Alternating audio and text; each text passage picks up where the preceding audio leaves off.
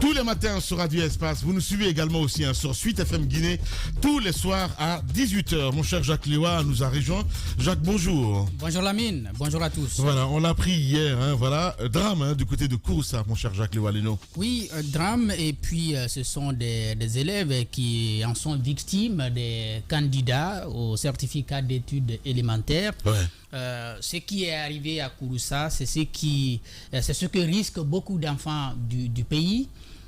Il faut d'abord commencer, bien naturellement, comme la coutume le veut bien, par présenter des condoléances aux familles, mais également à l'ensemble du système éducatif guinéen. C'est peut-être des enfants qui auraient pu accéder au collège à partir de ce certificat, mais qui n'auront pas eu cette chance parce que tout simplement, ils n'ont pas pu atteindre leur centre d'examen. Donc, j'avais commencé par dire que c'est ce que risquent beaucoup d'enfants de notre pays. Ouais. Vous avez beaucoup de villages comme ça qui sont derrière des fleuves, des rivières et qui, bien entendu, ne sont pas encore désenclavés. Ouais. Et donc, doivent prendre des risques énormes pour aller même apprendre. Il y en a même qui prennent ce type de risques pour aller étudier. Et il y a d'autres, c'est à ce genre de situation qu'ils sont tout naturellement confrontés. Je connais bien de quoi je parle parce que j'ai côtoyé ces types d'enfants, c'était des camarades d'école. Moi-même, je n'ai pas fait le certificat dans mon école. Et donc, on a dû se déplacer pour aller au centre-ville. Puisque moi j'ai étudié au village, donc il a fallu se déplacer pour aller au centre-ville. Parfois vous êtes obligés, les familles sont obligées de cotiser, trouver du riz pour le petit temps que vous allez passer ensemble, trouver tout ce qu'il y a de nécessaire pour vous permettre d'aller à ces centres d'examen pour étudier. Ça c'est ce qui se passe dans beaucoup de villages. Et il y a d'autres, quand on a décidé finalement de ramener les certificats au niveau des sous-préfectures, parce qu'avant c'était souvent on regroupait toutes les écoles dans les communes urbaines. Maintenant, à quelques moments, on a décidé de décentraliser pour amener au niveau des quelques sous-préfectures. Donc il y a ces difficultés-là qui existent encore beaucoup aujourd'hui pour beaucoup d'enfants de notre pays. Même ici à Conakry, vous le voyez, l'année dernière, moi j'avais lancé ces cris ici, lorsque un matin, je venais au boulot, il y a des enfants qui partaient pour le certificat. Les grandes gueules. Une forte pluie.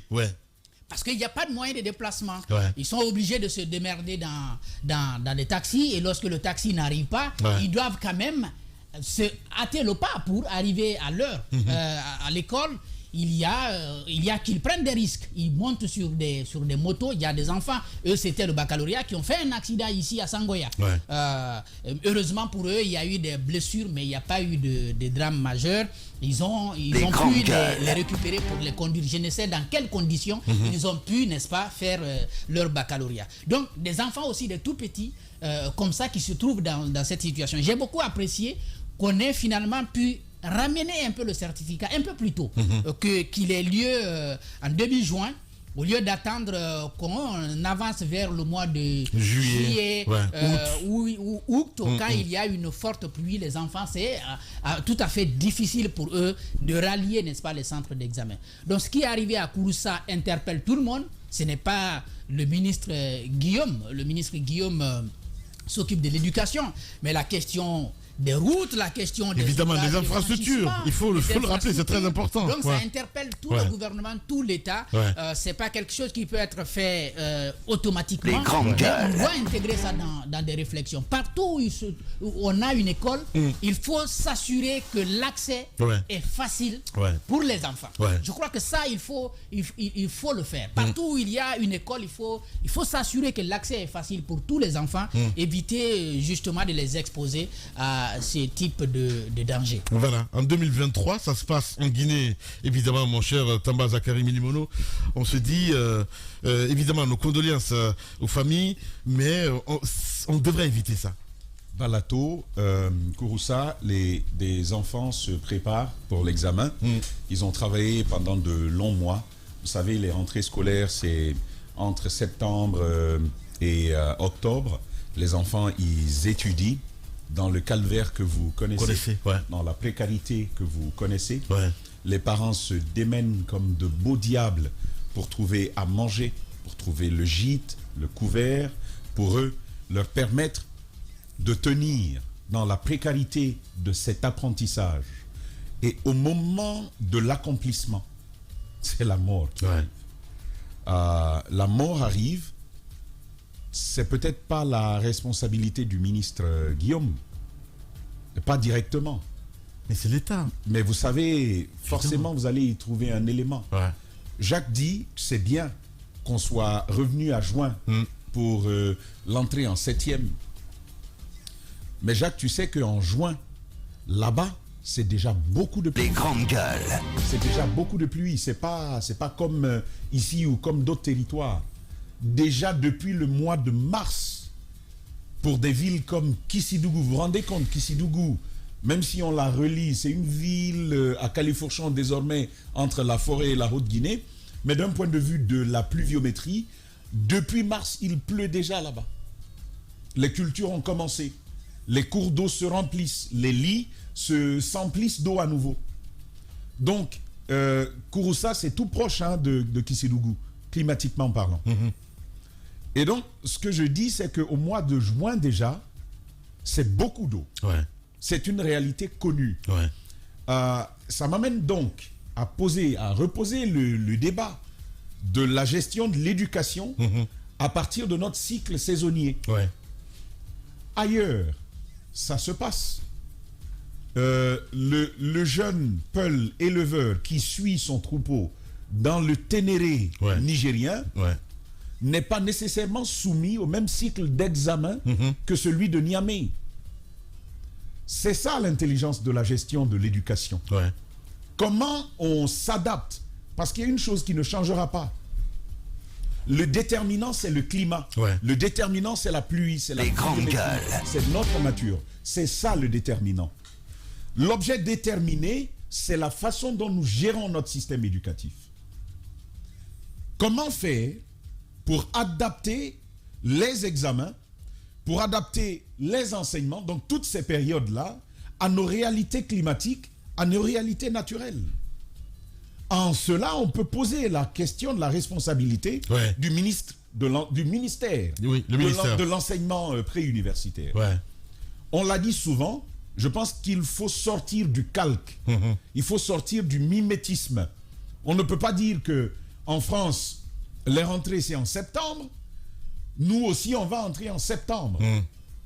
Les pluies là-bas, elles sont fines. Chez nous, c'est comme de gros grains de sable. Ouais. On sait ce qu'il en est. Et donc, qu'est-ce qu'il faut faire? L'intelligence dans la gestion veut justement que l'on s'adapte à ces réalités-là. Ouais, c'est une première chose. Ici, on entre en octobre. Ce qu'il faut quand même noter, Tamba... non, pas nécessairement. C'est aujourd'hui que ça se systématise. Mais Jacques, toi et moi sommes entrés souvent en septembre. Souvent en septembre. Ouais. Je crois quand Kao Carré est arrivé, il avait ramené la rentrée scolaire en septembre. Sauf que ça n'a pas duré longtemps. Quand il a quitté, on a ramené encore en octobre. D'ailleurs, même en son temps, quand il a décidé que ce soit en septembre, les enfants attendaient quand même octobre pour reprendre notamment les cours. La réflexion peut être menée, mais où trouver le juste milieu? Parce que août ou septembre, de toutes les façons, la pluie n'est pas encore partie. Alors, ça encore, c'est une réalité. C'est une réalité, évidemment. Non, mais on parle d'infrastructure. C'est bien l'analyse qu'il est en train de faire parce qu'à un moment donné, c'est bien de se jeter un petit peu les responsabilités. Daoud a fait une plume ce matin. Donc, tout à l'heure, il aura la parole. Mais tu fais bien de le rappeler, mon cher Tamba. Moi, je dis encore une fois, ça reste de l'ordre des sujets qu'il faut mettre sur la table. Ouais. Lamine, moi, ma petite sœur, elle est allée à l'école très jeune. À cause des pluies, les parents ont dû se résoudre à lui dire père une année. Comme ça. Oui. Les parents ont dû lui dire père une année. Vous savez, moi, je quittais. Vous avez vu là où habitent les parents. Oui. Je quittais là-bas pour venir à l'école primaire. C'est 7 km à pied. 7 km à pied. Ouais. Pour venir à l'école. Je finis les 7 km. Le soir à 17h30, je dois encore faire 7 km à pied pour revenir à la maison. Lamine, j'ai fait l'école primaire dans ça. Ouais. J'ai fait le collège dans ça. Et une partie du lycée. De cette façon-là. Parce qu'on va me dire, oui, moyen de déplacement. Je n'ai eu mon vélo qu'en fin de 11e année. Ouais. Vous vous rendez compte, que, donc finalement, vous vous retrouvez dans une telle situation, vous allez savoir que c'est finalement un miracle s'il peut en sortir quelqu'un qui étudie jusqu'au bout. Jacques, par exemple, a fait la campagne pour l'école primaire. Ouais, au avant village. au village, Oui. avant de revenir en ville. Ouais. C'est un miraculé que vous avez ici. Vous avez trois villageois Bien. Oui. qui sont allés à des écoles dans les villages pour aller faire des examens au centre-ville. Oui. Et donc, C'est passionnant ce que vous dites là, parce que mais- je n'ai pas vécu ça, moi, en fait. mais toi, tu ne peux pas comprendre. Ah oui. Oui, David, mais je j'essaie de comprendre. J'essaie de comprendre, les gars. Voilà. Allez-y. Donc, Ouais. je vous dis Non, non, que... attends, je lui explique. S'il te plaît. Vous êtes, Jacques, vous êtes- on est en deuil. Non, mais attends, je t'explique quand même comment ça Ouais, se passe. ok. Donc, quand l'examen arrive, papa et maman trouvent le moyen de te donner 2 kg de riz et puis 1 litre d'huile rouge, peut-être et un peu de sel. Et puis, vous prenez le chemin avec les camarades. Et parfois des grenouilles séchées, là. Ou du poisson. Des grandes gueules. Voilà. Du poisson séché. C'est même Bien. pas des sardinelles, hein. C'est des Bon poissons cas. de chez nous. Ah ouais, Non, ouais, qu'est là. Bien. Donc, c'est ce qu'on te donne et tu vas étudier comme ça. Donc, je disais que ma petite sœur à moi, on a dû lui dire, tu n'es pas assez solide pour faire face aux pluies que nous avons. La mine, elle a perdu 1 année pour pouvoir être solide. Donc, ce sont des réalités, quand on en parle, vous ne pouvez pas comprendre, mais ce sont des réalités qui sont là, qui sont dans nos villes, dans nos villages. La question se pose donc aujourd'hui. Là, on parle de ceux-là, mais c'est la réalité aussi des insulaires, pour d'autres préoccupations. Si vous n'avez qu'une petite, si vous voulez, une petite bâtisse comme école, vous n'allez pas y faire l'examen. Vous êtes obligé de prendre une pirogue Ouais. sur la mer et aller retrouver un centre où vous allez avoir votre examen. C'est leur réalité. Sur plusieurs années, les cadres insulaires que nous sommes là, posez-leur la question. Ils vous raconteront leur calvaire. Ouais. L'État n'a pas souvent pris la mesure de cette situation, sans parler des agressions. Ouais. Les agressions qu'il peut y avoir. Les Les grandes agressions gueules. sacrificielles aussi. Ouais. Qu'il peut y avoir sur les enfants à cette période-là. La bonne question aujourd'hui. Mais que faut-il c'est faire, que justement? faut-il faire? Voilà, c'est la grosse question aujourd'hui. Aujourd'hui, la Justement, c'est question, très que faut-il important. faire? Ouais. Premièrement, mon avis, c'est qu'il faut poser le débat Ouais. tel que nous essayons de le faire ce matin. Ouais. L'idée, c'est de provoquer justement cela et que l'on se dise, oui, ce qui est en train de se passer est un drame. C'est un drame sur plusieurs années. Ouais. Il nous incombe aujourd'hui, en tant que préposé à la gestion de l'enseignement préuniversitaire, Ouais. de poser ce débat-là lucidement. Lucidement. C'est pas un débat de type caméra ou code QR à scanner ou à photographier à la Guillaume Havings. Il ne s'agit pas de démonstration de mathématiques, de formules non encore validées. Non, mais d'un débat sérieux. Il faut poser cette question-là. Deuxièmement, quand il y a un tel drame, c'est certainement sur un fleuve. Je pense qu'il y a une obligation pour la vie de ces enfants-là. Il y a une obligation aujourd'hui pour l'État de consentir un effort financier Ouais. et construire un ouvrage de franchissement Justement, là-bas. ouais. Les grandes gueules. Que d'autres ne viennent pas Bien. à mourir à cause de cela. Il faut désormais, ça reste une obligation morale de mon point de vue, c'est même éthique d'aller construire un pont là-bas. Il y a d'autres mesures, on y revient. Voilà, allez, nous avons en direct ce matin, chez nous, chez les Grandes Gueules, le ministre Guillaume Awing. Les grandes gueules. Monsieur le ministre, bonjour. Bonjour. Bienvenue chez les Grandes Gueules sur Radio Espace. Allez-y, mon cher Jacques Léoua. Monsieur le ministre, vous devez être à Cancan ce matin où vous lancez les épreuves du certificat d'études élémentaires. Mais on revient d'abord sur, si vous voulez, ce drame. On vous a vu hier affligé après ce drame. Ce matin, avec quel sentiment vous réveillez pour lancer, n'est-ce pas, ces épreuves-là? Bon, écoutez, le cœur serré quand ça arrive, quand ce sont des jeunes filles de moins de 12 ans, 13 ans qui sont victimes, ça touche. Et j'avoue très honnêtement que ça touche. Hier, moi, j'étais en route pour Zérékoré. Et aussitôt, le président de la transition, le chef de l'État, le colonel Mouadi Doumbouya, m'a instruit, aussitôt il l'a pris, de rebrousser chemin, de partir présenter les condoléances du chef de l'État, du gouvernement au village. C'est ce que nous avons fait. Nous sommes rendus là-bas hier. Mais j'avoue très honnêtement que ce que j'ai vu, ça déchire le cœur. Bon, écoutez, quand c'est comme ça, et en tant que croyant, on ne peut que se remettre à Dieu. Et voilà, c'est ce que nous avons fait. Et aussitôt nous avons pris les dispositions. Moi, j'ai dit que l'année prochaine, Inch'Allah, ce village sera érigé ensemble. Parce que ce sont des pratiques courantes. Nous ont dit les villageois, ça fait plus de 20 ans qu'ils sont victimes des mêmes naufrages. Et cette année aussi, c'est arrivé. Alors nous nous sommes dit qu'il faut prendre les dispositions pour que cela cesse. Et c'est un accident. C'est déjà une bonne mesure, monsieur le ministre. Mais comme vous savez, ce n'est pas certainement le seul village qui n'a pas de centre et qui doit dépêcher ses enfants vers d'autres centres en traversant des fleuves. Qu'allez-vous faire de la réalité d'autres localités? Ou, permettez s'il vous plaît, je pose la question, qu'allez-vous faire des autres localités où soit la distance est un problème, ou l'existence d'un fleuve pose une menace sur la vie des enfants?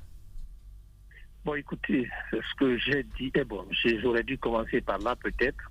Depuis l'année dernière, ces dispositions avaient été prises par mon cabinet. Nous avons dit que partout les enfants sont obligés de traverser le fleuve, d'ériger ces endroits ensemble. C'est ce qui fut fait. Sauf que peut-être l'autre explication que vous n'avez pas, c'est que dans ce village, il y a deux choix. Il y a la voie routière, il y a l'autre voie aussi, la voie par le marigot. Les enfants ont pris cette fois-ci, c'est ce qui d'ailleurs a étonné les autorités, d'après les explications des autorités, que c'était la première fois qu'ils prennent le passage là, les enfants pour les examiner bien sûr. Et qui prennent ce passage. Sinon, il y a la voie routière. Nous, par exemple, moi, c'est la voie routière que j'ai prise. Pour me rendre là-bas, vous m'avez vu là-bas hier, toutes les autorités, c'est la voie routière que nous avons prise. Et partout les centres, partout il n'y a qu'une seule voie, c'est-à-dire les centres où on est obligé de passer par le marigot. L'année dernière, nous avons dit, nous avons insisté, nous avons érigé ces centres, ces endroits ensemble. Alors, monsieur le ministre, vous dites que cela a été fait, les endroits ont été érigés en centre, mais que dites-vous de ce quartier, pas un village, mais de ce quartier de Boké, Baralandé, où les enfants traversent tous les jours le fleuve pour venir étudier dans un autre quartier et retourner à Boké? Bon, vous savez, écoutez, quand vous n'avez pas d'école, et quand l'endroit doit être érigé en centre, c'est deux choses différentes. Nous sommes en train de parler des centres. Il faut construire les écoles. C'est ce que nous sommes en train de faire. Et moi, je l'ai toujours dit à chaque fois que j'interviens, je dis la Guinée ne date pas d'aujourd'hui, l'école guinéenne ne date pas d'aujourd'hui. Nous avons beaucoup à faire, beaucoup à faire. Nous ne pouvons pas faire le tout au même moment. Nous sommes en train, au fur et à mesure de rectifier le tir de plus de 64 ans de ce que vous connaissez. Donc aujourd'hui, nous sommes... Alors, monsieur le ministre, c'est dans cette logique et oui. Voilà, c'est ce que nous sommes en train de faire. D'accord. Alors vous êtes ministre depuis quand même un bon moment. L'impression que vous donnez aux gens, vous êtes plus sur du conjoncturel que du structurel, c'est-à-dire la construction des établissements. Vous passez le plus clair de votre temps à parler de caméras, à parler de QR code, à parler d'autres choses que de construction des établissements. Nous, on a fait le tour de la Guinée. Jusqu'à présent, on parle des écoles en gare. Qu'est-ce qui est fait depuis votre arrivée? Et les 1080 écoles en gare, c'est un diagnostic posé par le professeur Bano avant vous. Qu'est-ce que vous avez fait? Qu'est-ce que vous avez fait en parlant d'infrastructure depuis votre arrivée? Parce que c'est bon de jeter le propre sur les autres, mais vous, qu'est-ce que vous avez fait depuis votre arrivée, puisque l'administration, c'est la continuité? Très bien. Nous avons rénové plus de 550 écoles, c'est déjà connu. Nous avons fait le tour du pays, nous avons fait le diagnostic et nous avons rénové des écoles. Nous avons construit, nous sommes en train de construire des écoles. À l'instant où je vous parle, nous sommes en train de faire 1000 salles de classe pré-primaire. C'est lancement maintenant, à l'instant même où je parle, cela est en train de se faire. Nous sommes en train de construire aussi 69 écoles du côté de Fouta. Ce lancement a été fait. Et à l'ouverture, toutes ces classes seront opérationnelles. Vous parlez des caméras. Vous savez, c'est deux choses différentes. Quand je vous dis que le budget des caméras. Non, monsieur le ministre, on va parler de ces caméras. Rassurez-vous, on va parler de ces caméras, mais il y a une actualité aujourd'hui. C'est le lancement des examens nationaux. Ça a démarré. Quelle est la situation sur le territoire national? On a quand même l'avantage de vous avoir. On aimerait bien savoir sur le territoire national quelle remontée d'informations vous avez sur ce lancement-là. Positive. Le lancement se passe très bien et sur toute l'étendue du territoire. Moi, j'ai fait le lancement du côté de Sigiring, pas Cancan. Je suis à Sigiring, vous m'appelez de Sigiring. Le lancement s'est bien effectué ici. Et sur toute l'étendue du territoire, les membres du gouvernement sont à pied d'œuvre. Les lancements ont été faits dans les centres par les différents membres du gouvernement. Et les remontées que nous avons, j'ai commencé là, sont positives. Pour le moment, pas d'incident. Aucune remontée négative n'a été faite. Tout se passe bien. Et voilà. Nous disons bravo et félicitations à toutes nos structures déconcentrées pour toutes les dispositions prises pour la réussite du lancement de ces examens nationaux. Une question sur Kamsar, monsieur le ministre. Les enfants dont les parents ont été déguerpis récemment se trouvaient dans une situation difficile. Le problème aurait été posé au département et il y aurait eu une promesse de mettre à disposition un bus pour leur permettre de rallier leur centre d'examen. D'abord, est-ce que c'était cela? Vous aviez promis cela? Et est-ce que vous l'avez fait? Bon, écoutez, c'est vous qui me parlez de promesses et c'est ma première nouvelle. Je sais que ça s'est passé là-bas, mais ceux dont vous parlez là, ça c'est ma première nouvelle. Je veux savoir à qui j'ai promis. Je ne sais pas, je ne comprends pas. Ce que je sais, c'est que ceux qui ont été victimes, ce n'est pas la seule ville. Hein. Est-ce que vous savez combien de parents ont été touchés ici à Conakry? Combien d'élèves ici ont été touchés à Conakry? Vous parlez de Kamsar. Oui, le cas de Kamsar, monsieur le ministre, pourquoi on y insiste? Parce que la situation à Kamsar est intervenue à quelques jours seulement de ces évaluations nationales. Aussitôt, on nous a dit, aussitôt nous avons inscrit à l'IRE de nous remonter la situation. C'est ce qui fut fait. Mais nulle part, il nous a été demandé de mettre à la disposition des élèves des bus. Non. D'accord. Je pense que c'est clair de votre côté. Mais, monsieur le ministre, j'aimerais que l'on revienne à ce sujet. Il existe sur la toile depuis plusieurs semaines déjà. On en parle. C'est même devenu une marque de votre gestion des examens nationaux. C'est les caméras de surveillance. C'est quoi l'histoire autour des caméras de surveillance? Est-ce que c'est vous qui les financez? Qu'est-ce qui se passe autour? Est-ce que c'est pour toutes les écoles guinéennes? Quel résultat est-ce qu'on attend d'un tel déploiement dans le cadre de la surveillance des examens nationaux? C'est la première question. Et puis, permettez, je pose les deux, vous allez réagir. La cerise sur le gâteau, c'est le code QR. C'est les codes QR, on vous a vu dans une vidéo, où vous expliquez qu'il suffit pour un élève de photographier sa feuille d'examen pour que l'information sur son téléphone, sur son lieu, sur son numéro de téléphone et son identité vous soit automatiquement remontée. C'est presque magique, monsieur le ministre. Concrètement, vous semblez vous y connaître. Comment cela va fonctionner? La science, ce n'est pas de la magie, pour rectifier. La science, ce n'est pas de la magie, la science, c'est la science. La première question, c'est autour des caméras de surveillance. Vous savez, les choses se passent ailleurs dans d'autres pays. Dès que vous commencez chez nous, ça crie, tout le monde veut se faire passer pour un spécialiste nouvelle. Les caméras de surveillance, nous ne réinventons pas les roues. Combien de pays font ça? Je ne peux pas citer ces pays-ci parce qu'ils sont non.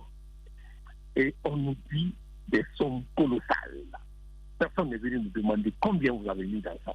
Moi, je vous dis, on n'a même pas mis 700 millions dans ces caméras. Combien vous dites? On a 700 millions. 700 millions dans ces caméras. Nous n'avons que 100 caméras. Le vrai débat, monsieur le ministre, c'est même pas le montant. Même si ça coûtait 10 millions. Il va développer. Oui, Lamine, je voulais juste poser ça. Le vrai débat, c'est la question de l'opportunité. Voilà, il va développer. Voilà. Je peux terminer. Allez-y, monsieur le ministre. Normal se passe ailleurs. Dès que tu commences dans notre pays, ça devient un problème. Bon, de toute façon, moi, j'estime que mon cabinet et moi, nous estimons que c'est bon, que ça tient la route, que ce que nous sommes en train de faire, c'est bon, nous continuons. Monsieur le ministre, permettez-moi de vous poser cette question. Avant vous, le professeur Bano parlait de 1080 écoles en gare, des enseignants non préparés, des écoles non équipées. Aucune bibliothèque guinéenne aujourd'hui n'est à la trame de bibliothèques modernes voulues à des standards internationaux. Où est l'opportunité d'aller surveiller, d'aller mettre même 10 millions dans des caméras de surveillance alors qu'on aurait pu d'abord préparer l'infrastructure et l'équipement? C'est ça le débat posé par ces caméras-là. Vous posez une question, quand on veut répondre, vous cherchez à vous poser une autre question. C'est grave, hein? Quand vous posez une question, acceptez qu'on réponde à la question avant de partir sur d'autres questions. Vous allez poser les questions sur les caméras. Vous êtes en train de parler de 1000 écoles en gare. Vous pensez que l'école guinéenne date de 2021? C'est une école qui date de 1958. Et vous pensez qu'on peut résoudre tous les problèmes comme si c'était une baguette magique? Quand vous posez une question, acceptez que les gens répondent, après on passe sur d'autres questions. Allez-y. Et comme vous voulez que je parle des 1000 et quelques écoles en gare, qu'est-ce que nous avons fait? Je viens d'expliquer. Nous sommes, à l'instant où je vous parle, nous sommes en train de construire 1000 salles de classe pré-primaires sur toute l'étendue du territoire. Je reviens encore sur ma réponse. Nous sommes en train de construire des écoles, plus de 69 écoles du côté de Fouta. Et nous avons rénové plus de 550 écoles. Ça, c'est des faits, c'est quand même des faits. Et vous revenez encore sur la même question. Les caméras, vous dites que nous sommes en train de mettre des milliards. J'ai vu des gens qui ont fait Personne n'a dit milliards, monsieur le ministre. Grandes gueules. Dans ce studio, non mais écoutez, monsieur le ministre. Il dit c'est pas nous. Oui, mais nous, c'est de nous que nous parlons. Vous avez parlé de 500 ou de 700 millions de francs guinéens. Monsieur le ministre, vous le savez si bien, vous êtes dans la gouvernance, c'est la question de la priorité. C'est la question de la priorité que l'on pose et de l'impact de l'action prise, de l'impact. Vous nous parlez d'un territoire où il n'y a même pas de courant permanemment. Quand ça va se couper, on va surveiller comment? C'est la question de la priorité, monsieur le ministre. Bon, allons au QR code là. Parce que c'est là-bas qu'il y a de la magie, les QR codes. Je vois que c'est une autre erreur. Vous parlez qu'il n'y a même pas de courant. Qui vous a dit que les caméras ont besoin de courant? C'est pourquoi c'est bon de venir poser la question. Ah, les caméras fonctionnent sans électricité. Oui, il y a des panneaux solaires, évidemment. Mais c'est pas de l'électricité, ça? Vous posez des questions et vous donnez des bonnes réponses. Mais si vous ne posez pas, vous ne venez pas à la réseau, vous êtes là-bas, vous pensez que tout ce qui doit se passer avec le courant, mais c'est une erreur. Ce sont des caméras autonomes. Nous n'avons pas besoin de courant. Autonome sur la base de quoi? Du courant, monsieur le ministre? Je suis désolé, mais ce sont des... Ou bien ça prend de l'essence, qu'est-ce que ça prend pour fonctionner, monsieur le ministre? Grandes gueules. C'est ça, vous dites essence. Vous dites que c'est des caméras autonomes. Cette autonomie est soutenue par quoi? Mais attendez, vous voyez, moi j'ai mon téléphone, je suis en train de parler avec mon téléphone, n'est-ce pas? Est-ce qu'il est branché quelque part pour que je parle avec? Mais il a fallu que vous le branchiez quelque part, monsieur le ministre. Non, mais attendez. L'examen, c'est 3 heures. Une caméra qui est chargée pour 10 heures. L'examen, c'est pour 3 heures. Attention, 2 heures même pas 3 heures. 2 heures. Donc, essayez de venir à la source, chercher à comprendre. Je vous dis... Voilà, monsieur le ministre, c'est pourquoi on vous pose ces questions. C'est pourquoi on pose toutes ces questions. Aujourd'hui, la question de Tamba, l'autre pan, c'est quoi la priorité aujourd'hui chez vous? C'est quoi l'opportunité d'ailleurs de l'utilisation de ces caméras de surveillance, vu l'état des lieux qu'on peut aujourd'hui faire de l'école guinéenne? La formation des formateurs, c'est une priorité pour nous. Depuis notre arrivée aux affaires jusqu'à aujourd'hui, nous sommes en train de former les formateurs. Depuis notre arrivée jusqu'à aujourd'hui, même pendant les vacances, c'est une priorité. Quand vous avez une priorité, cela ne veut pas dire que vous ne pouvez pas expérimenter d'autres choses aussi. Mais dès que vous expérimentez, après les gens pensent que vous avez tout laissé et que cette chose devient votre priorité. Eh bien, c'est un faux calcul. Nous, la formation des formateurs, ce que dire ici, depuis que nous sommes venus, nous ne sommes pas en train de former les formateurs. De grâce quand les choses sont faites, essayez de le connaître quand-même. D'accord. Il faut dire que nous ne sommes pas en train de rénover et de construire les écoles que nous sommes depuis que nous sommes venus. D'accord. Alors, les caméras, ce n'est pas une priorité pour nous, mais ça fait partie de notre dispositif. D'accord, monsieur le ministre. D'accord, on va parler de ces QR codes. Hein. Vous avez. Oui, là, à l'instant T, je viens maintenant pour dans non, un autre temps où je dois. Oui. Bon, le temps, je viens, je suis à un autre centre maintenant. Monsieur le ministre, rapidement, les Guinéens attendent une clarification là-dessus. C'est comme. Ben oui. Voilà, c'est son droit le plus absolu, évidemment. Merci en tout cas d'avoir accepté notre invitation ce matin. Guillaume Awing. Oui, sur Radio Espace, vous nous regardez également aussi à la télévision tous les matins. Merci de votre fidélité, mesdames et messieurs. À la une, on s'intéresse à l'actualité. C'était donc le 22 mai dernier. 4 gendarmes perdaient donc la vie à Kaléa, dans la préfecture de Forêt-Caria. Dans un communiqué pris aussitôt, après donc le haut commandement de la gendarmerie nationale reliait le drame à des défenses cardiaques lors d'une marche de préparation physique, donc à plusieurs kilomètres du centre d'entraînement, insuffisant pour les parents des victimes qui en attendent davantage, en tout cas de l'État guinéen. On essaie de comprendre ce matin, mesdames et messieurs, dans notre émission avec Youssouf Samabangoura, père de 2 gendarmes, voilà, qui sera avec nous ce matin dans notre émission Les Grandes Gueules sur Radio Espace. Moussa Yoruba nous a rejoint. Madame Hiro, bonjour. Bonjour l'ami. Voilà, Tamba, il est terrible ce garçon, hein. Il est terrible ce garçon, il fait finir le ministre avec le code QR. Voilà, c'est dingue. Hein. Bon, évidemment, moi, voilà. j'ai essayé de le joindre depuis hier. Ce matin, j'ai parlé avec son entourage qui me disait qu'il était... Justement, quand j'ai appelé l'un des cadres de son entourage, il était dans la salle en train de lancer les épreuves. Alors, j'ai demandé si on pouvait l'avoir pour quelques minutes. Mais bon, on l'a pour quelques minutes. Je ne sais pas si c'est les questions de Tamba ou ce qui s'est passé. Mais je pense qu'il y a quelque chose de grave qui arrive avec ce qu'on a vécu du côté de Kouroussa. C'est dramatique, c'est dommage que des enfants qui partaient quand même pour préparer leur avenir dans l'espoir d'être quelqu'un demain perdent ainsi la vie, justement parce que l'État, il a dit, hein, l'école guinéenne n'a pas démarré en 2021, il faut le dire, il faut le reconnaître. Et peut-être qu'ils sont en train de faire ce qu'ils peuvent faire aussi. Mais je pense que ce pays, il y a tellement de drames, tellement de choses qui se passent. Moi, je me rappelle, par exemple, quand on partait à l'université, avant qu'on ne construise ce pont du côté de Djelibakoro, on utilisait ce qu'on appelle, c'est la BAC ou le BAC, je ne sais plus, pour traverser. En tout cas, les véhicules, les BAC là. Ouais, il faut dire au pluriel. Je dis au pluriel parce que je ne sais pas si c'est les BAC. Donc, les véhicules montent dessus. Les grandes gueules. Les bacs, on passe. Les véhicules sont dessus. Vous traversez. C'est comme du côté de Bofa. Vous vous rappelez, il y avait ce bac-là sur lequel vous mettez, si vous êtes en moto ou bien si vous avez... Zachary, allez. Les grandes gueules. Tu dis, il y avait le bac. Qu'est-ce qui t'arrive, Tamba? Non. Mais s'il te plaît, mais quand même, quoi. Tu sais, quand tu les dis grandes gueules. c'est le ou là, tu dis les. Tu dis les. Mais si c'est pas au pluriel, tu dis sans les, tu dis bac. Donc, il y a à Bofa, il y avait bac là-bas. Voilà. Boubakri de l'Ex-FM a tout compris, hein, mon terre Tamba. Voilà, vas-y. Donc, c'est pour vous dire que il y a trop de risques qu'on prend. C'est dû, par exemple, aux questions de développement. Le développement s'identifie dans un pays par des situations comme ça. À l'intérieur, à des endroits, vous avez des ponts à lianes. Lamine, vous avez fait un truc là-dessus. Oui, avec exact. ici, c'était ça, le bonheur. Le développement, ça se démarque comme ça. Ça se remarque comme ça. C'est vrai que des accidents peuvent arriver un peu partout à travers le monde. Mais je pense qu'à un moment donné, il faut savoir tirer des leçons. C'est bien que le ministre puisse dire aujourd'hui qu'un centre sera...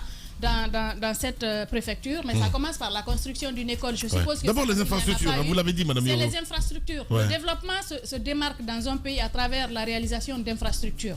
Il faut que nous en ayons, il faut qu'on puisse tirer des leçons. C'est dommage pour ces enfants qui ont perdu la vie. et je présente toutes mes condoléances à leur famille. Beaucoup de choses à faire et à corriger du côté de Kamsa. Il y a ces explications que nous recevons et le ministère qui dit n'avoir pris aucune promesse. On nous apprend plutôt qu'on a donné des informations au DPE, des consignes au DPE pour prendre des dispositions afin que les enfants des familles déguerpies puissent faire normalement leur examen comme tous les autres. Même si tout ne se passe pas normalement, je pense que beaucoup d'efforts ont été faits de ce côté par les organisations de la société civile pour que les enfants puissent participer à cet examen-là. Voilà, Moussa Yoruba, voilà. Je ne sais pas qui a mis le code QR là, ici, hein, en plein centre dans notre studio, je ne comprends pas. Allez-y, Diba, vous avez écouté le ministre. Oui, tout à fait. Ça, c'est Tamba. Voilà. Justement, c'est Tamba qui a fait ça. Le code QR. Il va scanner avec le téléphone, voilà, et ça va marcher. Alors, Lamine, pour parler plus sérieusement, moi je remarque quelque chose. Hein. Et je l'ai toujours dit, il faudrait que dans ce pays, qu'on arrête d'avoir des ministres des examens, mais plutôt des ministres de l'éducation, tout simplement. Puisque je suis d'accord, lorsque vous êtes un ministre de l'éducation, les réformes, c'est comme si vous plantez un arbre, il faut s'aimer, il faut l'arroser et ça prend du temps. Je suis d'accord qu'au sein du système éducatif, les réformes, ça peut prendre du temps. Mais sauf que ce qu'on constate avec le ministre Guillaume, j'ai l'impression qu'on met plus la pression sur les enfants lors des examens, qu'on investisse plus dans la formation. On n'anticipe pas. On n'anticipe pas. Et gouverner, c'est prévoir. Évidemment. Normalement, lorsque vous êtes un ministre de l'Éducation, ce n'est pas le jour des examens, il faut sortir les gros moyens. Sinon, vous mettez la pression sur des enfants. Il y a des enfants qui sont très intelligents, mais lorsqu'ils sont dans les salles d'examen, avec tout l'artifice qu'on est en train de mettre tout autour, les caméras, les QR codes, est-ce que tout cet arsenal-là, à mon avis, ne peut pas avoir un impact négatif sur l'apprenant, sur l'enfant? Et ça, je pense qu'il faut se rendre à l'évidence. Aujourd'hui, qu'est-ce qu'il faut faire? Vous regardez le budget de Guillaume, il a une très bonne dépense sur les investissements. Au-delà des dépenses de consommation... T'as pas parlé de priorité, je pense que c'est très important. C'est le sens des priorités. Voilà. Lorsque les moyens sont limités, il faut rationaliser les dépenses. Et c'est valable pour tous les États. Lorsque vous avez une politique budgétaire, vous dites, puisque je n'ai pas d'emprunt, je n'ai pas d'aide extérieure, nous sommes dans une transition, il faut faire des résultats rapidement, vous êtes talonné par le temps, il faut savoir utiliser les dépenses qu'on met à votre disposition. Et aujourd'hui, j'ai l'impression que le ministre Guillaume, il est plus, excusez-moi de l'expression, dans du matu vu. On fait des conférences, on fait des sorties sur la toile, on fait une communication descendante, mais n'est pas axé sur la construction des écoles. On est allé à Dogomé, on a vu un peu... Ils ont construit des écoles. Oui, mais mais non, je peux comprendre. L'émotion de côté. Je comprends très bien que, en partant avec les grandes gueules tours, évidemment, on a vu ce qu'on a vu, mon cher Diba. Je suis d'accord qu'il y a quand même du travail. On est en train de faire quelque chose. J'ai commencé par ça, si vous m'avez bien écouté. J'ai dit que l'éducation, les réformes dans le secteur éducatif, c'est comme planter un arbre. Vous s'aimez, ça prend de la croissance et ça prend du temps. Ça peut être visible. Mais il faudrait quand même qu'on commence quelque part et qu'on ait cette volonté-là. Mais si votre communication foncièrement est axée sur comment serrer les examens, alors qu'en amont, qu'est-ce que vous avez fait pour rehausser le niveau des apprenants? Qu'est-ce que vous avez fait pour rehausser le niveau des enseignants? Parce que l'école, c'est un rendez-vous de donner, de recevoir. C'est le savoir et le faire savoir. L'école guinéenne est malade. Est malade et il faut aujourd'hui un traitement de choc. Je suis d'accord qu'il n'y a pas cette panacée-là, mais à mon avis, il faut que cette volonté-là soit visible. Le pouvoir doit résider dans l'action. Et quand on parle de l'action, c'est pas le jour de la chasse qu'il faut dresser son chien. C'est pas le jour des examens qu'il faut mettre la pression sur ses enfants. On a vu l'année dernière ce qui s'est passé. Moi, j'ai connu des jeunes très intelligents dans mon secteur, mais qui ont échoué aux examens parce qu'il y avait plusieurs... Il y en a qui vous disaient... Il y a des très fragiles. Justement, il y en a qui ont quand même le moral, ils sont très fragiles. Lorsque vous mettez la pression et tout de suite là, même en apprenant un enfant à la maison, on vous dit... Ne lui criez pas trop dessus. Sinon, il n'apprend pas bien. Mais si c'est le jour de l'école qu'il faut des examens, qu'il faut mettre la pression, je pense que ça, il faut changer de fusil d'épaule. À mon avis, 700 millions dans les caméras, on aurait pu les mettre ailleurs. Par exemple, ces écoles hangars, plus de 1000 écoles hangars, on aurait pu quand même choisir des zones stratégiques où les enfants vont très loin. Vous avez aujourd'hui des villages qui cotisent pour trouver ces écoles hangars pour leurs enfants. On a vu des caisses noires. Des caisses noires. On a vu l'image de Dogomé. C'est un fils de Dogomé qui a quitté Conakry, qui a tout abandonné pour revenir dans son village. Il y a 6 villages, qui se sont retrouvés, qui ont cassé leur tirelire pour faire cette école de fortune. Et c'est un fils de là-bas qui se déplace pour venir donner des cours aux enfants. Ça, je pense qu'au 21e siècle, c'est difficile à supporter. À mon avis, Guillaume, je suis d'accord qu'il se bat. mais il faut rationaliser les dépenses lorsque les moyens sont limités, éviter de vivre au-dessus de ces moyens. Voilà, si on est exigeant, c'est normal. Hein, voilà. On râle en Guinée, c'est juste incroyable. Après Non, les Français, peut-être on devient en première position aujourd'hui. Allez-y. Oui, on râle en Guinée, c'est vrai, mais on ne râle pas dans le vide aussi parfois. Parce que le problème en Guinée, ce n'est pas qu'avec Guillaume. Djiba parlait de réforme tout à l'heure. Tous les ministres qui se sont succédés dans ce pays sont venus avec leurs réformes. Et les réformes se sont arrêtées quand ils ont arrêté d'être ministres. Et pourtant, Le l'État, nouveau c'est une vient. continuité. Voilà un département qui, à chaque ministre, change de nom. Tantôt, c'est le ministère de l'Éducation nationale et de l'alphabétisation. Tantôt, c'est le ministère de l'enseignement préuniversitaire et de l'alphabétisation. Tant qu'on ne cerne pas encore la terminologie qu'on veut de ce département, et c'est fixer des objectifs. Qu'est-ce qu'on veut dans un ministère de l'enseignement préuniversitaire? Qu'est-ce qu'on veut? Tu fais bien de le globaliser parce que même le ministère de l'Information, c'est comme ça. Hein. Évidemment, c'est le ministère de la RTG. Et quand on va dans ce sens-là, mon cher. Effectivement, tant qu'on ne se fixe pas pour savoir qu'est-ce qu'on veut, pour aller dans les terminologies, la vérité, il va être difficile et on va tourner en rond. Aujourd'hui, le ministre, quand on a demandé les priorités, par exemple, les priorités, et il est revenu plusieurs fois sur la formation des formateurs. Oui. Il revient, la formation des formateurs. Il revient, la formation des formateurs. Ben oui. Mais ça ne se limite pas là. Mais quand on parle du gouvernement d'ailleurs, s'il y a des mots qui reviennent à chaque fois, c'est évidemment ce que tu viens de dire, et le mot séminaire aussi. Séminaire, voilà. C'est la formation des formateurs. Mais est-ce qu'on s'est retrouvé à un moment donné pour faire le bilan de ces formations de formateurs? Parce que si on n'arrive pas à cela, on va toujours se concentrer sur les examens, alors que les examens ne constituent que la finalité. Le cursus de l'année, il est là. Personne ne sait comment les choses se passent. Aujourd'hui, les écoles privées foisonnent partout. On ne sait pas qu'est-ce qui est mis dedans. Bien. On voit les immeubles, Merci. on dit c'est beau, il y a de l'éducation là, mais il n'y a rien. Bien. Il faut qu'on travaille aujourd'hui sur l'année, pas sur le seul fait d'aller aux examens. Merci beaucoup, Daouda. Pour terminer, Lamine, s'il vous plaît, je crois qu'il y a un ministre qui a fait la proposition de supprimer le certificat d'études élémentaires. Parce que ça n'a pas de sens. Aujourd'hui, ça n'a pas de sens. Bien. Ça n'a pas de sens. On peut évaluer autrement. Mais c'est une poche de dépenses qui n'a pas d'effet de l'autre côté. Voilà. Daouda Mohamed Kamara. Mesdames et messieurs, on reviendra à 10h, évidemment, avec vos propos, vos réactions. Oui, mais c'est cela aussi les grandes gueules, hein, voilà, même si le pouvoir en fout. Merci à vous qui nous rejoignez sur Suite FM Guinée 99.1 ici à Conakry tous les soirs. Retrouvez donc l'intégralité de cette émission sur Suite, évidemment aussi sur Makona FM du côté de Gekedou. Vous nous écoutez sur cette radio. Merci à vous tous à l'international. Mesdames et messieurs, continuez à réagir par SMS 657 39 13 13. Sinon, ça se passe également aussi sur Twitter, le hashtag #GG. C'était le 22 mai dernier. 4 gendarmes perdaient donc la vie à Kaléa, dans la préfecture de Forêt-Caria.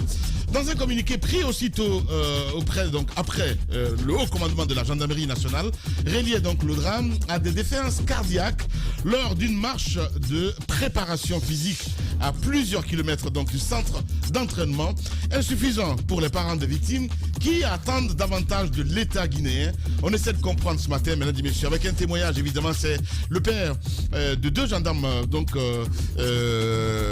qui sont morts. Il s'agit donc de Youssouf Sama Bangoura. Il sera avec nous ce matin dans les GG sur Radio Espace Guinée.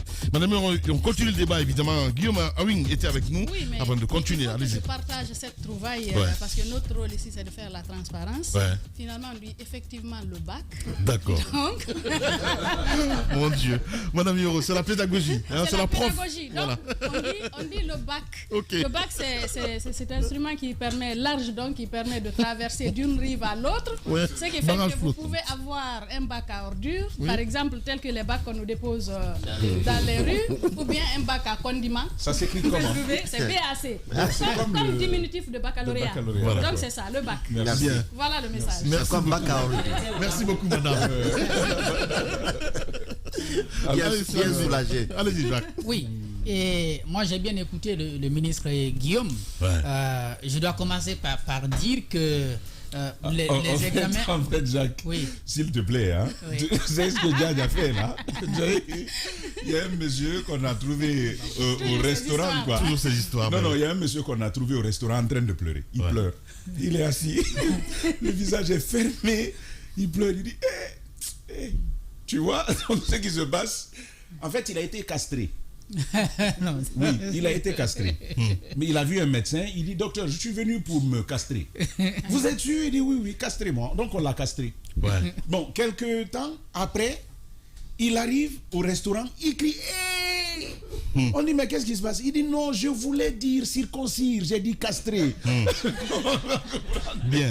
Allez, mon général, oui, le show qui se passe sur Radio Espace tous les matins, mesdames et messieurs. Allez-y, mon cher Jacques-Léo Alino. D'accord. J'étais donc en train de dire que dans un premier temps, je dois dire que les examens doivent être sérieux. Il faut les organiser de manière à ce que ce soit seulement les plus méritants qui passent en classe supérieure. Ouais. Mais on peut faire le sérieux sans créer tout un, je sais pas moi, tout un tintamarre. Ah ben voilà, ça revient encore. Ouais. On peut tout naturellement faire en sorte que les enseignants eux-mêmes, ils soient d'abord conscients que c'est leur travail qui va être évalué. Avant les enfants, c'est d'abord le travail des enseignants. Ouais. Par exemple, les élèves qui quittent l'élémentaire pour aller au collège, si on trouve au collège un enfant qui ne sait pas lire et qui ne sait pas correctement écrire, ça veut dire que les enseignants, l'enfant lui-même, il a échoué, mais ceux qui l'ont encadré de la première année jusqu'en 6e année ont aussi échoué. Parce que vous ne pouvez pas vous passer un enfant jusqu'à ce niveau-là et ne pas réussir à lui apprendre, n'est-ce pas, à écrire et à lire correctement. Je crois que ça, c'est quelque chose qui doit être noté. L'année dernière, nous connaissons les résultats. Au niveau des différents examens, ça a été un échec. Ça a été encore un échec beaucoup plus grave au niveau du baccalauréat. Cette année, ça ne sera plus pardonnable pour le ministre Guillaume, parce que ça ne va pas être tout simplement, si vous voulez, le cas des élèves qu'on va voir. Mais ça voudra dire tout simplement que lui, il a attendu les élèves au tournant. C'est comme si vous attendiez un adversaire quelque part, vous dites bon, je vous attends ici si vous arrivez, et puis vous lui cachez des choses. Quand il arrive, vous essayez, n'est-ce pas, de l'emmerder ou de lui créer, n'est-ce pas, des problèmes. Les élèves ne sont pas à attendre au tournant, ils doivent être sérieusement préparés pour arriver, n'est-ce pas, à réussir leur cursus scolaire de manière à briller dans les cycles supérieurs. L'autre chose que je voudrais dire, je crois, c'est dans les réflexions, il faut mettre ça. Daouda parlait du certificat. Je pense que pour l'instant, on peut maintenir le certificat tant qu'on n'a pas l'assurance que l'évaluation des grandes gueules est sérieuse. Parce que l'évaluation au niveau des classes intermédiaires, aujourd'hui, notamment dans les écoles privées, il n'y en a presque pas. On laisse tous les enfants évoluer et quand on arrive au certificat, on se débrouille. Si on peut tricher, on triche. Si on ne peut pas tricher, évidemment, les enfants ont des difficultés et se retrouvent en échec scolaire. C'est pourquoi il faut travailler d'abord à rendre les évaluations au niveau des classes intermédiaires un peu plus sérieuses. Pour le baccalauréat, je vois ailleurs, puisqu'il y a beaucoup d'échecs scolaires aujourd'hui. Une fois qu'un enfant il tente l'examen, une fois, deux fois, ça ne marche pas. Peut-être qu'il ne veut pas aller dans une école professionnelle, et il va être rattrapé par l'échec scolaire, il abandonne. Je vois dans certains pays où on organise des rattrapages. On me dira que c'est des budgets supplémentaires. Alors, on sait que sous cas au carré, on a pu économiser de l'argent. Ça veut donc dire que les budgets qu'on dégage pour organiser les examens sont importants. On peut donc, pour certains candidats, organiser les rattrapages. Ça peut les aider. Un enfant peut échouer, pas forcément parce qu'il n'a pas de niveau. C'est peut-être parce que les conditions dans lesquelles il s'est retrouvé pendant l'évaluation ne lui ont pas permis de réussir dans certaines matières, et comme ça il est en difficulté. Le rattrapage dont je parle, ce n'est pas comme on le faisait sous Lansana Conté. C'est-à-dire on dit bon, il y a tel nombre qui a eu plus de 10 et plus de 10 de moyenne, et puis on vient repêcher jusqu'à 8. Non, ailleurs ce qu'ils font, ceux qui ont 9 ou peut-être même 8, on organise de nouveau un examen pour eux. Les grandes gueules. niveau, ils passent. Maintenant, ceux qui ne s'en sortent plus pour la deuxième fois sont tout simplement obligés, n'est-ce pas, de recommencer. C'est des choses qu'il faut mettre dans les réflexions parce que l'objectif d'un ministère et l'objectif du système éducatif, ce n'est pas d'augmenter le taux si vous voulez, de déscolariser. C'est pour lutter contre la déscolarisation, donc les échecs scolaires, et faire en sorte que les choses puissent aller mieux. Bien, merci beaucoup, mon cher ami. Allez-y, Tamba. Voilà. Une chose que je veux louer, c'est que pour une fois, nous avons un ministre, et ça il faut le dire, qui me paraît être en train de mettre en œuvre les trouvailles d'un autre, donc de son prédécesseur. Oula. Oui. Bon. Oui. Nous avons eu le ministre Guillaume ici, sur ce qu'il a trouvé, sur l'état des lieux, le diagnostic qu'il a fait du système.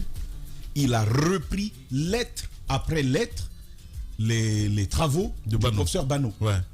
Nous avons les documents et on peut le prouver en parlant de formation des formateurs, de l'équipement, de la construction d'infrastructures, donc de ces écoles hangars dont on parlait, et même d'un certain nombre de réformes. Ça sort noir sur blanc dans le rapport du professeur Bano. C'est bien, c'est pas une faiblesse. À la différence des autres ministres, bon, encore qu'il faille reconnaître que ça vienne de lui, mais ce n'est pas une faiblesse de mettre en œuvre les préconisations de son prédécesseur. C'est ça la suite de l'administration. C'est une très très bonne chose. La mine, en revanche, il y a un problème. C'est que sur plusieurs années déjà, le ministère de l'enseignement préuniversitaire ressemble plus au ministère des examens nationaux. Dit Baladi, hein? C'est vraiment ça, on est sur ça. Les grandes gueules. Il y a beaucoup de budget. Cette année, là, on a posé des questions. On n'a pas le montant total du budget des examens nationaux, mais on m'apprend qu'il y a 100 000 élèves de plus. Donc, le budget va aller en proportion. L'année dernière, on a reçu Guillaume ici. Difficilement, il nous a répondu sur la question de savoir c'est quoi le budget. Il n'a pas dit. Il l'a pas dit. Mais même cette année, quand on l'a reçu sur les classes en construction, il nous disait qu'il n'avait pas l'information, il n'avait pas les chiffres. C'est quand même ahurissant la question des chiffres qui deviennent tabous en Guinée. Je pense qu'il faut faire... Pour un mathématicien, c'est curieux. Bien curieux. Et donc, d'ailleurs, je reviendrai à ces mathématiques. Mais en allant rapidement, mon cher Lamine, je pense donc au niveau des examens, il faut qu'on sorte, donc au niveau de l'enseignement préuniversitaire, il faut qu'on sorte de cette focalisation. Examen, examen, examen. Ce fichage-là, il faut que ça change, que l'on prenne toutes ces dimensions. Celle de la pédagogie, celle des équipements, celle des infrastructures. Il faut aller avec une approche plutôt holistique. Mais vous avez comme l'impression qu'on a fait les examens pour dire aux élèves, on vous attend au tournant. Ailleurs, et ça c'est ça la grande nuance que vous voyez, ailleurs, on te dit, regarde même, exploite tel document pour répondre à telle épreuve. Les grandes gueules. Va chez toi à la maison, fais des études, fais des réflexions et réponds à cette question. Il y a des formes d'examen de cette façon-là qui t'amènent à te prendre en charge et à travailler. Et l'objectif, c'est pas d'éliminer l'élève, c'est de l'évaluer pour mieux l'aider. D'ailleurs, je vais vous dire qu'il y a des classes où quand tu rends ton devoir, le prof est en même de te dire ça, c'est pas très bon.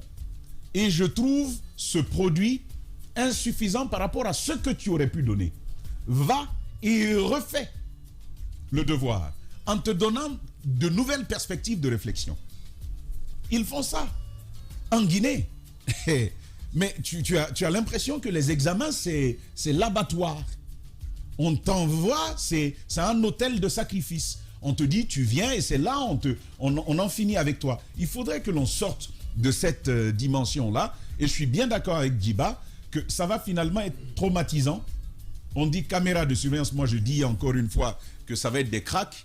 Le monsieur vous dit, c'est des caméras autonomes. Des grandes gueules. Même nous ici, qui avons quand même un bon système de backup qui te permet d'avoir une quantité d'énergie, ça ne va pas aller au-delà de 3 heures. Pour nous, imaginez maintenant les écoles de Guillaume, là où il n'y a pas de courant. La ville n'en a pas, c'est à une école on va aller donner.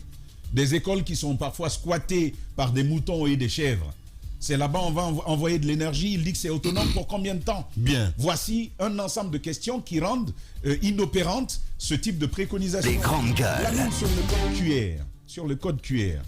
Mais ça, là aussi, c'est des cracks qu'on nous raconte. Parce que j'ai quand même écouté des techniciens sur la faisabilité, l'opérabilité d'une telle approche. Il faudra un réseau, il faudra de l'énergie, il faudra une configuration particulière pour le code lui-même. Il faudra un système qui va recevoir les flux de données si c'est fait. Quand je parle de réseau, même la caméra tout commence sur les fiches elles-mêmes, hein, qui te dit, qui doivent être flashées, scannées avant d'arriver. Voilà, qui te dit que moi je vais aller activer la connexion, activer la géolocalisation et faire une photo alors que je sais qu'on va me faire prendre, que je vais me faire prendre en le faisant. C'est totalement inopérant. Je sais pas, mais il n'a qu'à arrêter un peu, quoi. Il n'a qu'à arrêter un peu. Donc, et aller sur des choses. Il dit le contre-vérité. Non, Lamine, toi, tu peux croire ça? Ben oui, pourquoi pas? Toi, tu peux croire ça? Évidemment, mon cher ami. Donc, ceci explique cela. Si tu ben crois voilà. ça. Non, je crois à ça. Ben, tu sais d'où je viens, toi. Mais tu ne peux pas croire ça. Oh, Tamba. Même une photo, même une simple photo, je peux savoir où tu l'as pris. Lamine, mon petit. Lamine, Tamba. tu ne peux pas croire ça. Tamba. Mais si, il n'y a pas d'activation de localisation. Rien. Il n'y a pas de réseau. Tamba. Rien. Non, moi, je vais aller photographier pour qu'on C'est bien possible. Mais c'est pour ça que je voulais qu'il nous explique. Voilà. Au lieu de ça, il a coupé. Lamine, c'était donc une chose à nous faire tout simplement. Ceci dit, moi je dis bon courage aux candidats. Les grandes gueules. Mais quand vous prenez la période du recensement, je crois que ça fait un flop de 3 semaines à 1 mois, où les enseignants avaient quitté leur localité et qu'ils étaient allés se faire enregistrer. Moi, je ne suis pas un prophète de malheur, mais c'est mal parti. C'est mal parti pour les résultats de cette année encore. Bien. Oui, alors justement sur la même question, vous savez, sous Bano, en fait, il se battait pour, au-delà du diagnostic qu'il a eu à faire, puisque Bano, c'était ça sa force. Avant de prendre une décision, il aimait souvent faire d'abord un diagnostic, poser le problème et éventuellement trouver des solutions. Et ça vous permettait surtout d'avoir un peu une direction assez claire pour pouvoir vous projeter. Par exemple, sur les examens, il y a souvent une injustice qu'on fait à ceux qui sont à l'intérieur du pays. Parce qu'il y a ce qu'on appelle le cycle complet. Vous avez par exemple des zones très reculées, des régions où les enfants n'ont pas les mêmes chances que ceux qui sont à Conakry, parce que souvent ils ne bouclent pas les programmes à temps.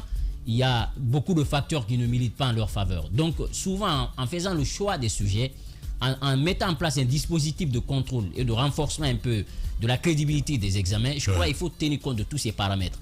Ce qui fait que souvent, il y a des zones à l'intérieur du pays où le taux d'échec est assez important. Ce n'est pas forcément lié au niveau des apprenants, mais c'est parce qu'ils n'ont pas les mêmes cycles complets que ceux qui sont à Conakry, où les moyens sont beaucoup plus injectés. Ce que moi, je dirais aujourd'hui, on ne va pas quand même dire que Guillaume, il ne fait rien. Il commence quelque part. Mais lorsque vous avez remplacé un homme comme Bano qui a placé un peu la barre un peu plus haut, c'est un peu plus compliqué. C'est comme un président, par exemple, qui remplace un Houphouët-Boigny avec sa carrure, avec tout ce qu'il avait comme charisme et intelligence. Ça devient difficile, mais il faut se battre aussi. Il faut apporter une solution. Bien. Bano, par exemple, avait proposé à ce qu'il y ait un centre de formation continue pour les formateurs. Ça allait les permettre à chaque fois de faire une remise de niveau, tant au niveau linguistique, pédagogique, mais aussi académique. Mais malheureusement, ces réformes n'ont pas été suivies. Il a aussi proposé un peu l'Office national du bac, qui allait nous permettre un peu de maîtriser un peu, parce que chaque fois qu'on parle d'examen, on parle de 80 milliards de francs guinéens, on sort l'argent, mais on ne sait pas qu'est-ce qu'on en fait. L'Office national du bac allait permettre un peu de maximiser un peu tout cela et de faire plus de résultats. Bien. Guiba, Milimono, la suite des grandes gueules dans un instant.